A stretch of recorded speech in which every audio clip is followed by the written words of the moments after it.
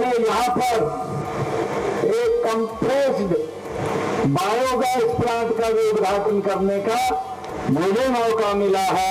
यह green energy की परियोजना न केवल ऊर्जा उत्पादन और पर्यावरण संरक्षण में मदद करेगी, बल्कि गौ सेवा, किसानों की समृद्धि और ग्रामीण विकास के नए द्वार भी ये खोलने का काम करेगी। इस कामधेनु गौशाला के अंदर बात करें तो यहाँ पर जो प्रोडक्ट निकल रहे हैं और इसका लाभ भी हमारे लोग उठा रहे हैं। गौशालाएं गाय के गोबर से और गौमूत्र से जैविक कीटनाशक, केचुआ खाद और जीवामृत, घन जीवामृत जैसे उत्पादन भी यहीं पर बन रहे हैं, जिससे कि हमारे किसान की खेती, जैसे हमने कहा है कि वो जहर मुक्त हो। हमने 200 गौशालाओं में शेड बनाने का निर्णय किया है। प्रति गौशाला 10 लाख रुपया अनुदान देने का निर्णय भी ये हमारी सरकार ने किया है। हम चाहते हैं, हमारी सोच भी है कि सभी गौशालाएं वो आत्मनिर्भर बने। मैं आज यहाँ पर इस कामधेनु गौशाला को आज इस अवसर के ऊपर 21 लाख रुपया मैं यहाँ पर दे करके जाता हूँ। भारत माता की, गौ माता की, गौ माता की। मंच पर विराजमान परम श्रद्धेय गीता मनीषी परम पूजनीय स्वामी ज्ञानानंद जी महाराज, हरियाणा सरकार में मेरे सहयोगी मंत्री श्याम सिंह राणा जी, हमारे कालका से बहुत ही लोकप्रिय विधायिका श्रीमती शक्ति रानी शर्मा जी, गौ सेवा आयोग के हमारे चेयरमैन श्रवण गर्ग जी, भारतीय जनता पार्टी के वरिष्ठ नेत्री जिन्होंने लोकसभा का चुनाव इस क्षेत्र से लड़ा, बंतो कटारिया जी, जिला के हमारे अध्यक्ष अजय मित्तल जी, भारतीय जनता पार्टी के वरिष्ठ नेता चंडीगढ़ से जिन्होंने लोकसभा का चुनाव लड़ा, संजय टंडन जी, हमारे पंचकुला के मेयर कुलभूषण गोयल जी, हमारे पूर्णमल यादव जी, चेयरमैन नगर पालिका कालका कृष्ण लांबा जी, आचार्य मनीष जी, नवराज राय जी, चेयरमैन गौशाला और हमारा कामधेनु गौशाला के प्रधान भारत भूषण बंसल जी, महासचिव रोहित सिंगला जी और कामधेनु गौशाला में आज उपस्थित सभी महानुभाव और उपस्थित मातृशक्ति, आप सबको मैं दोनों हाथ जोड़ करके राम राम करता हूं।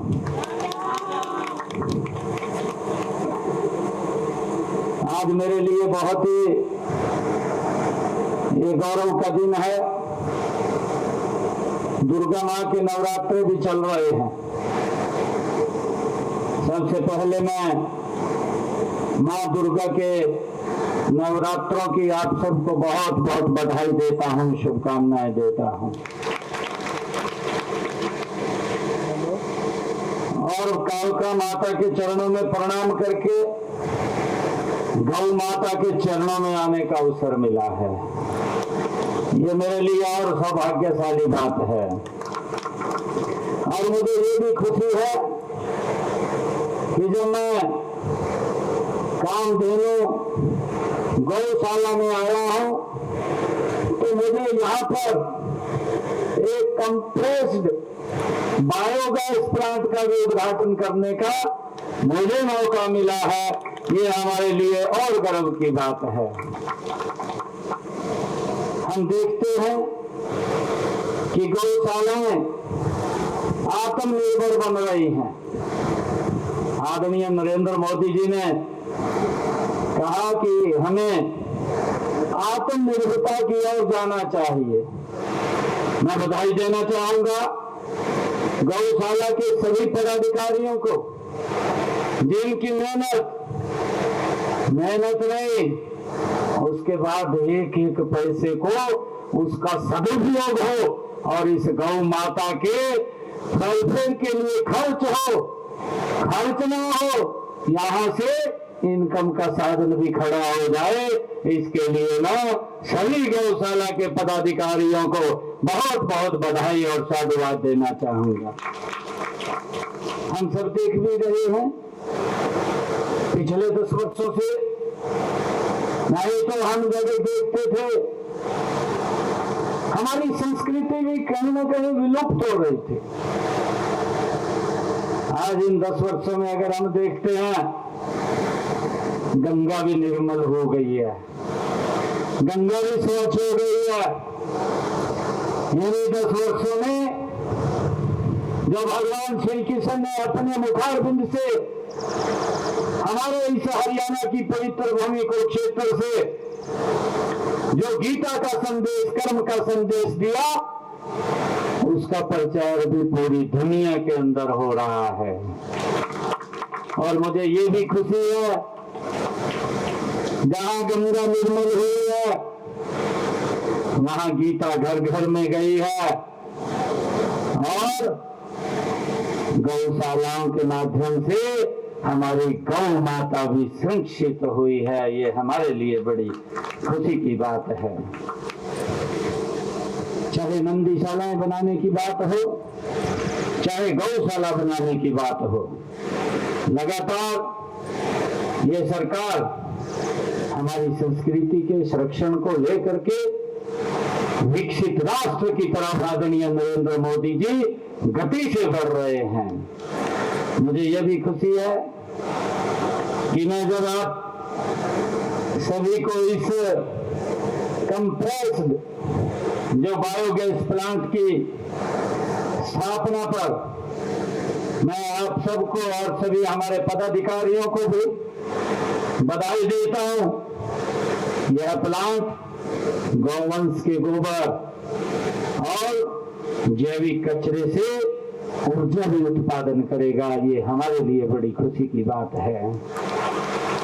इस प्लांट में गोबर और कृषि अवशेषों से बायोगैस बना करके उसे कंप्रेस्ड किया जाएगा, जिससे पर्यावरण अनुकूल वैकल्पिक ईंधन हमें यहाँ से उपलब्ध होगा। गौ माता भारतीय सभ्यता और संस्कृति की पालक रही है, हम सब जानते हैं। जब कभी मानव ने सभ्यता की तरफ कदम बढ़ा करके पहिए का आविष्कार किया, तो हमारे गौपुत्रों ने उन्हें पहिए की गाड़ी को खींचने का काम किया है।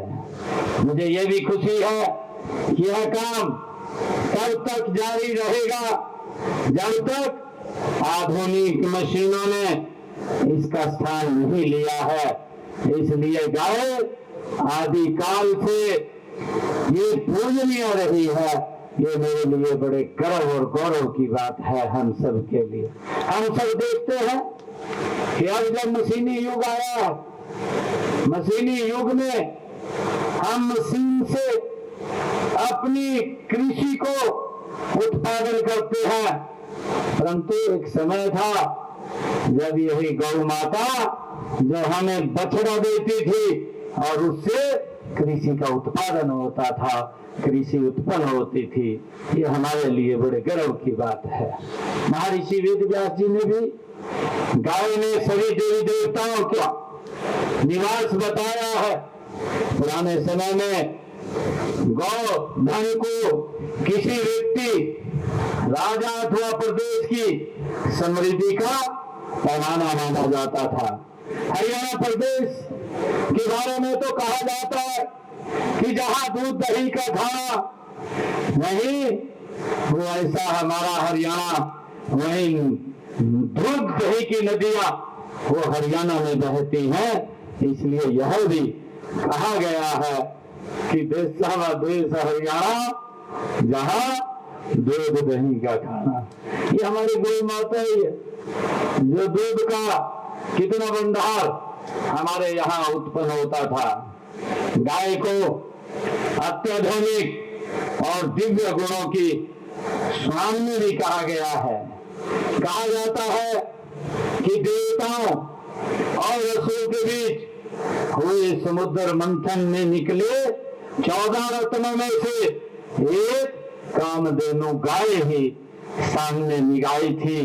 और हमारे लिए खुशी की बात है कि देश के यशस्वी प्रधानमंत्री आदरणीय नरेंद्र मोदी जी ने भी गाय के प्रति गहन श्रद्धा रखते हुए वे गाय के आर्थिक, वैज्ञानिक और पर्यावरण संरक्षण के लिए भी महत्वपूर्ण मानते हैं।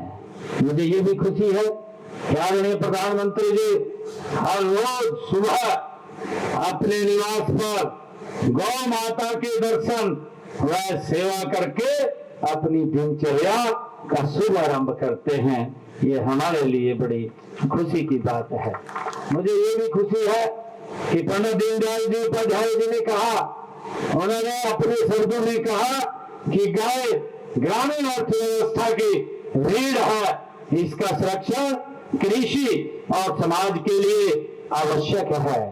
इसी दिशा में हम आज गौ पालन को धार्मिक आस्था के साथ साथ पर्यावरण, कृषि और ऊर्जा से भी जोड़ रहे हैं। मुझे खुशी है कि हमने इस वित्त वर्ष में 1 लाख एकड़ भूमि में प्राकृतिक खेती करने का हमने लक्ष्य रखा है और गाय के गोबर से प्राकृतिक खेती हो। जो जहरीली खेती लगातार उसकी तरफ बढ़ रहे हैं, हम प्राकृतिक खेती से उस जहर मुक्त खेती की तरफ हम गति से बढ़ रहे हैं। और हमने इस बजट के अंदर 1 लाख एकड़ भूमि पर प्राकृतिक खेती करने का लक्ष्य रखा है, ताकि जहर मुक्त खेती लोगों को स्वच्छ बिना जहर के अनाज मिले।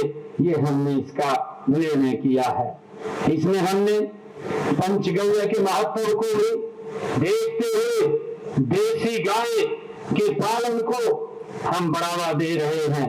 हमने इसी वित्त वर्ष में, इसी बजट के अंदर हमने ये भी प्रावधान किया है कि अगर हमारा कोई किसान भाई कोई देसी गाय खरीदता है, पहले सरकार उसको 25,000 रुपया देती थी, अब हमने निर्णय किया है देसी गाय खरीदने के ऊपर 30,000 रुपया देने का निर्णय भी ये हमारी सरकार ने किया है।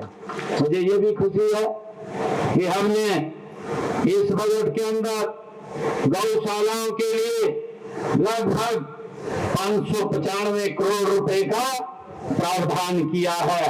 और मैं आप लोगों को बताना चाहता हूं कितना बड़ा प्रावधान इन 10 वर्षों के अंदर 595 करोड़ रुपए का किया है। अगर हम 2014 से पहले की बात करें, 2014 से पहले मात्र 2 करोड़ था।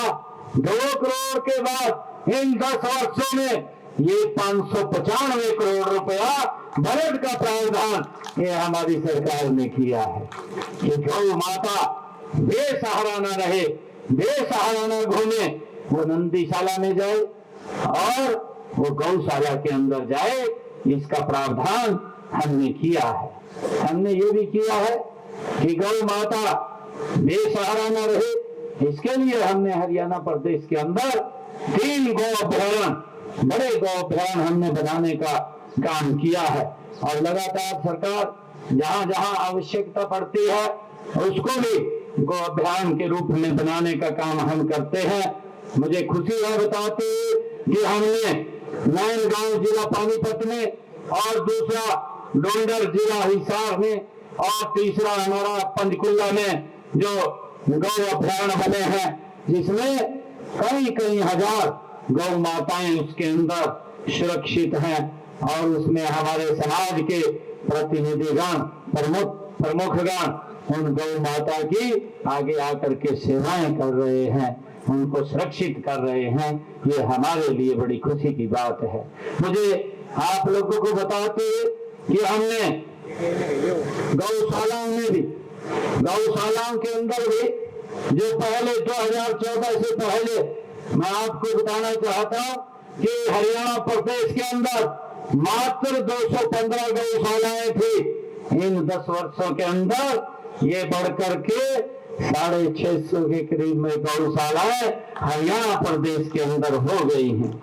जहां इन पंजीकृत गौशालाओं में मात्र 1,74,000 गौ माता थी, आज इन्हीं गौशालाओं के अंदर जो हमारे ये 650 के करीब गौशालाएं हैं, इनके अंदर 4 लाख से ज्यादा बेसहारा गौवंश इन गौशालाओं और मंदीशालाओं के अंदर वो उनका पालन पोषण करने का काम हो रहा है। मुझे ये भी खुशी है जब हमारा गौवंश, बेसहारा गौवंश के पुनर्वास के लिए हमने 200 गौशालाओं में शेड बनाने का निर्णय किया है और प्रति गौशाला, एक गौशाला के अंदर शेड बनाने के लिए प्रति गौशाला 10 लाख रुपया अनुदान देने का निर्णय भी ये हमारी सरकार ने किया है, ताकि गौ माता चाहे सर्दी हो, बरसात हो या भारी धूप हो, गर्मी हो, उसके अंदर हमारी गौ माता सुरक्षित रहे। लगातार सरकार मजबूती से उसको आगे बढ़ाने का काम कर रही है। हमने जो हमारी पंजीकृत गौशालाएं हैं, उनके पिछले 10 वर्षों में चारे के लिए भी हमने 270 करोड़ रुपया गौ माता के चारे के लिए भेजने का काम वो अनुदान के रूप में किया है। पिछले वित्त वर्ष में 608 गौशालाओं में 166 करोड़ रुपया चारे के लिए, गौ माताओं के चारे के लिए भेजने का काम ये हमारी सरकार ने किया है। मुझे ये भी खुशी है कि हमने कई निर्णय भी लिए हैं। हमने निर्णय लिए हैं, हमारे श्रवण गर्ग जी बैठे हैं, कई बार ये प्लानिंग बनाते हैं, हमारे मंत्री जी वो प्लानिंग बनाते हैं और उस प्लानिंग को धरातल पर उतारने का काम गति से हमारी सरकार करती है। हमने जो गौचारण की भूमि थी, उस भूमि को गौशालाओं को देने का निर्णय भी हमने पिछले दिनों हमारी सरकार ने किया है, ताकि उन गौशाला की भूमि के अंदर वहां पर गौशाला भी बन सके और गौ माता के लिए वहां पर घास भी पैदा किया जा सके, ये भी हमने उसके लिए किया है। मुझे ये भी खुशी है कि भारत सरकार द्वारा भी, आदरणीय मोदी जी की सरकार द्वारा गोवर्धन योजना भी शुरू की गई है। इस योजना के तहत यदि प्रदेश की कोई भी गौशाला बायोगैस संयंत्र, जैसा हमने आज यहाँ पर इसका उद्घाटन किया है, लगाना चाहती है, तो हमारे गौ सेवा आयोग के माध्यम से हर प्रकार की वित्तीय सहायता देने का काम ये हमारी सरकार करती है, जो उसमें लगा सकती है। हमने ये भी निर्णय किया है। हम हरियाणा को ग्रीन एनर्जी स्टेट बनाने के लिए प्रतिबद्ध हैं। हमने हरियाणा को ऊर्जा आत्मनिर्भर बनाने के लिए कई योजनाएं हमने चलाई हैं। इनमें गौशालाओं में बायोगैस प्लांट और सौर ऊर्जा प्लांट लगाना वो गति से हमारे प्रदेश के अंदर काम चल रहा है।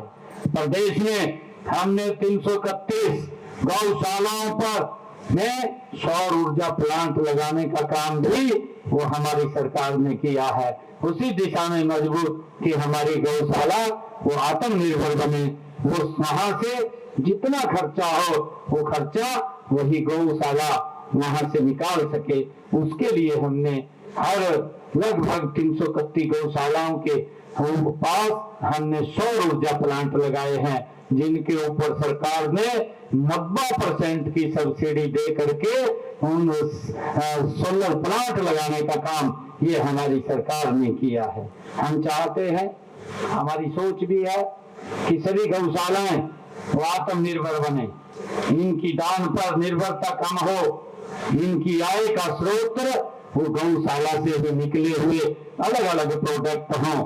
जैसा मैं अभी देख भी रहा था, आज यहाँ अगर हम इस कामधेनु गौशाला के अंदर बात करें तो यहाँ पर जो प्रोडक्ट निकल रहे हैं और इसका लाभ भी हमारे लोग उठा रहे हैं। गौशाला के इसमें गोबर से और गौमूत्र से और अन्य जो यहाँ पर प्रोडक्ट होते हैं उससे फिनाइल यहाँ पर बन रहा है, साबुन बन रहा है, यहाँ पर हैंड वॉश इसी गौशाला के अंदर बन रहा है, हवन सामग्री यहीं पर बन रही है, धूप भी यहीं पर बन रही है और गौकाष्ठ लकड़ी भी यहाँ पर बन रही है, जिसका उपयोग हमारे कई जो भट्टों के अंदर भी और अन्य जो हमारे प्लांट्स हैं उसके अंदर भी उसका उपयोग होता है। और बायोकोल वो भी इसका उत्पादन यहाँ पर हो रहा है, प्रिंट का भी उत्पादन यहाँ पर हो रहा है, गोबर से बने गमलों का उत्पादन भी यहीं पर हो रहा है। कितने साधन इस कामधेनु गौशाला के अंदर लगातार बना करके इसको आत्मनिर्भरता की तरफ गति से ले जाने का काम हमारे ये पदाधिकारी कर रहे हैं। मैं इनको बहुत बहुत बधाई और शुभकामनाएं देता हूं। मुझे खुशी भी है कि गौशालाएं गाय के गोबर से और गौमूत्र से जैविक कीटनाशक, केचुआ खाद और जीवामृत, घन जीवामृत जैसे उत्पादन भी यहीं पर बन रहे हैं, जिससे कि हमारे किसान की खेती, जैसे हमने कहा है कि वो जहर मुक्त हो और उसमें जब हम जीवामृत डालते हैं तो उसका उत्पादन बढ़ता है और हम बिना पेस्टिसाइड के, बिना ज्यादा खाद और यूरिया डीएपी के हम इस जीवामृत से अपनी प्राकृतिक खेती का बढ़ा सकते हैं और उसका हमें लाभकारी मूल्य मिलता है। हमें ये भी खुशी है कि 5 गांव जो उत्पादन के लिए आवश्यक मशीनरी की खरीद के लिए गौशालाओं में भी मदद हम दे रहे हैं। विभिन्न उत्पादों की मशीनों पर 101 गौशालाओं को हमने हरियाणा प्रदेश के अंदर 6 करोड़ 50 लाख रुपए की अनुदान राशि देने का काम ये पिछले 10 वर्षों में हमारी सरकार ने किया है। हमें गौशालाओं में ये भी खुशी है कि अभी पिछले दिनों निर्णय किया हमारी सरकार ने कि गौशालाओं को 2 रुपए प्रति यूनिट बिजली देने का निर्णय भी ये हमारी सरकार ने किया है, ताकि उसके ऊपर बिजली का अन्यथा वजन न पड़े।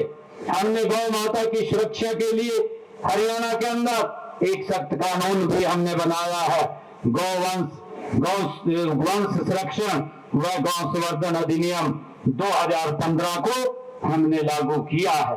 इस कानून के तहत गौ हत्या करने वाले व्यक्ति को 10 साल की सजा का भी प्रावधान और उसको कारावास हो उसके लिए भी हमने इसमें प्रावधान किया है।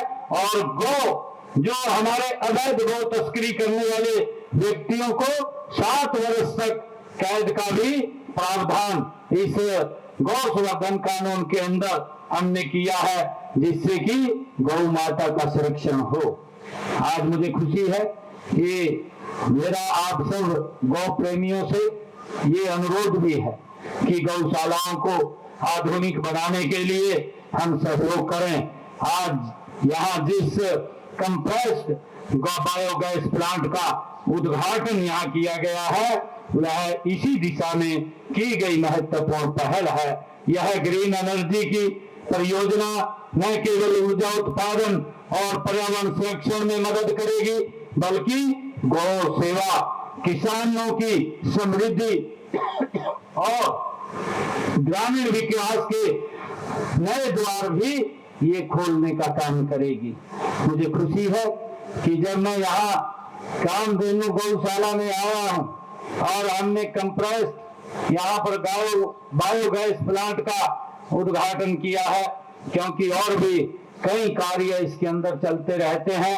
वैसे तो हमारे जो पदाधिकारी हैं मैं इनको बधाई पुनः देता हूं कि इतनी मेहनत से लग करके इसको आत्मनिर्भरता की ओर ले जा रहे हैं। फिर भी क्योंकि जब नई नई मशीनरी इसके अंदर आती है तो उसमें कुछ बजट की भी आवश्यकता होती है। मैं आज यहाँ पर इस कामधेनु गौशाला को आज इस अवसर के ऊपर 21 लाख रुपया मैं यहाँ पर दे करके जाता हूँ और आप लोगों से मैं एक अपील भी करूंगा, आइए हम सब मिलकर हरियाणा में एक स्वच्छ, हरित और समृद्ध राज्य बनाने का हम संकल्प लें। आप सब इतनी संख्या में आए हैं, आप सबका मैं दिल से धन्यवाद करता हूं। एक जोरदार जयकारे के साथ भारत माता की, गौ माता की, गौ माता की जय, हरियाणा की। बहुत बहुत धन्यवाद आप सबका।